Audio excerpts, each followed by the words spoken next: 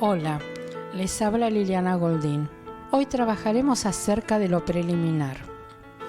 Vamos a ir recorriendo algunos de los conceptos que hemos visto, pero siguiendo el planteo que Jacques Lacan hace en su texto de una cuestión preliminar a todo tratamiento posible de la psicosis, donde nos hace un planteo importante en relación a la posición del analista frente a la clínica.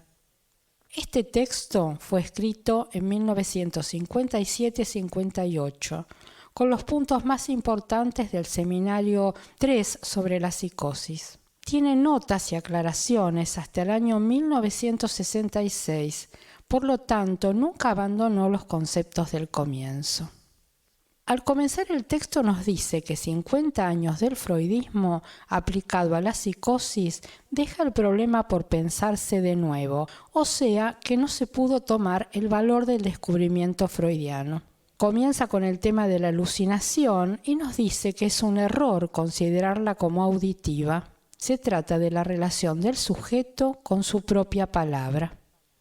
Coloca 3 puntos. Primero, la alucinación se impone por sí misma al sujeto en su dimensión de voz, escucha voces. Segundo, toma como tal una realidad proporcional al tiempo. Esto quiere decir que queda suspendido en el tiempo de la alucinación y le provoca perplejidad. Tercero, su estructura propia en cuanto a significante es determinante en su atribución distributiva, apareciendo en varias voces. La certeza respecto de la alucinación nos indica que no es la afirmación de su realidad, sino el hecho de que ésta le concierne al sujeto. Más allá de esto que se le presenta, tiene el sentimiento que eso le concierne. Nos encontramos aquí en presencia de fenómenos que se los llamó por error intuitivos. Es la relación del hombre al significante, son efectos del significante como lo debemos leer en esta estructura.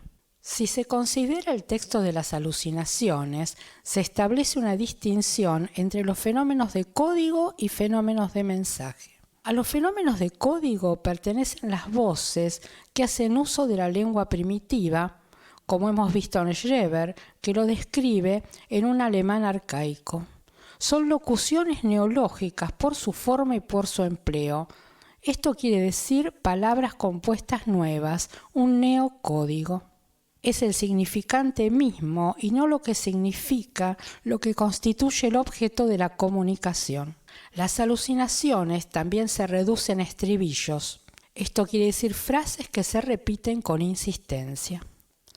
Los fenómenos de mensaje son los fenómenos interrumpidos en los que se sostiene la relación entre el sujeto y el interlocutor. Entre una parte de la frase y otra, el sujeto queda perplejo. Es un texto de provocación alucinatoria.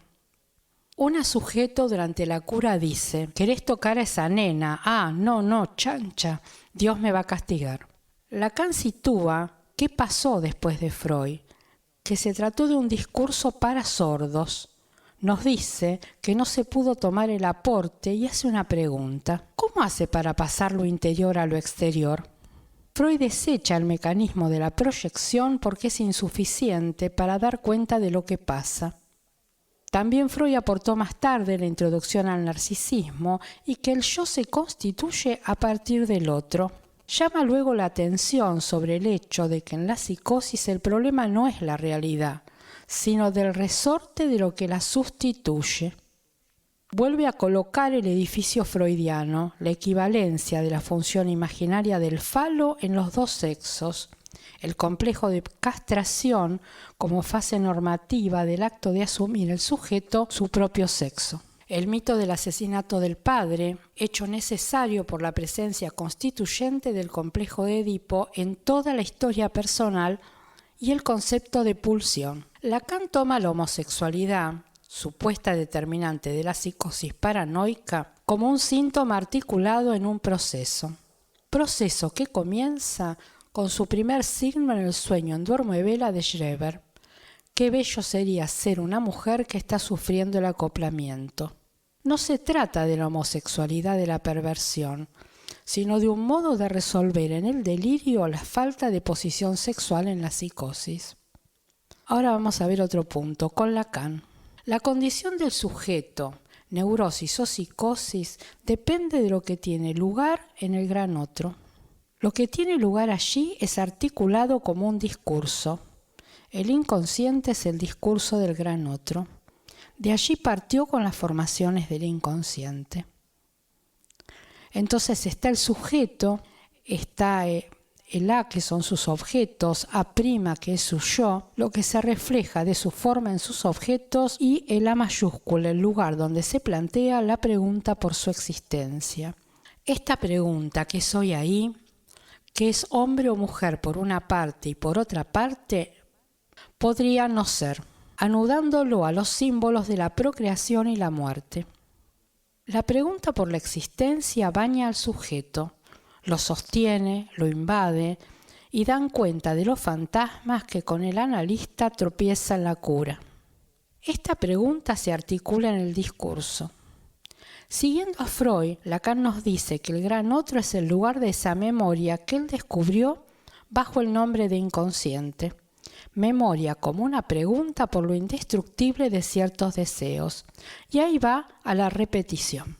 Por otro lado, define que es un accidente, o sea, la preclusión del nombre del padre en el lugar del gran otro y en el fracaso de la metáfora paterna, donde encontramos la condición esencial de la psicosis. Para que la psicosis desencadene es necesario que el nombre del padre forcluido, es decir, sin haber llegado nunca al lugar del gran otro, sea llamado allí en oposición simbólica al sujeto. Lacan nos dice que se trata de una coyuntura dramática del sujeto. Puede ser el encuentro con un padre, con la sexualidad, la procreación, con una responsabilidad, un título, algo en relación a poner en juego el nombre propio. Hemos visto estos elementos en los podcasts anteriores. Retoma el delirio de Geber para ir situando el valor de Fleching en el delirio, o sea, dónde van a parar las transferencias. Cómo trabajar y progresar en los conceptos para maniobrar con la transferencia particular que se juega en esta estructura. Y esto no es fuera de la clínica. Hay un punto que me parece importante volver a tomar y tiene que ver con la posición de los padres del sujeto para que surja una psicosis en un hijo. Es importante el lazo de amor y respeto por el cual la madre pone o no al padre en su lugar ideal.